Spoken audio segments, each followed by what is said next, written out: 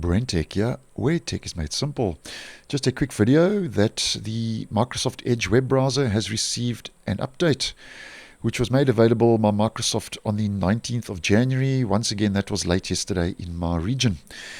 Now, there are two sides to this update. First of all, it's a maintenance update, which is quite common for Microsoft to roll out between major version upgrades. And once again, the update is fixing various bugs and performance issues, which is quite common for Microsoft to do between major releases. Now, this is actually the third update that is rolled out for version 109 since 109 was released as the latest stable release last week.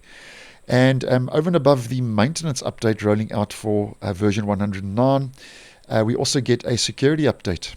So because we are dealing with a security fix, it's always important to double check that your browser is up to date, as it is your first line of defense.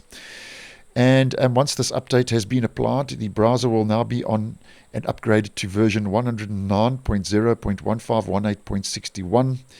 It's just a point release from 0.55 to 0.61.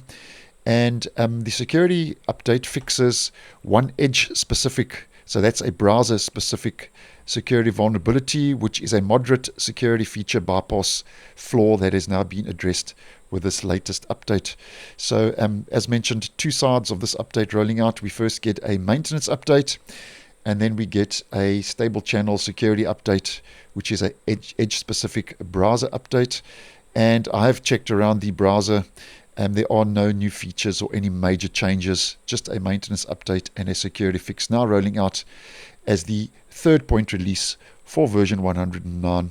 And that update was made available on the 19th of January and will be rolling out, if you haven't seen it already, over the next coming days. So that will roll out progressively over one or more days according to Microsoft. So thanks for watching, and I will see you in the next one.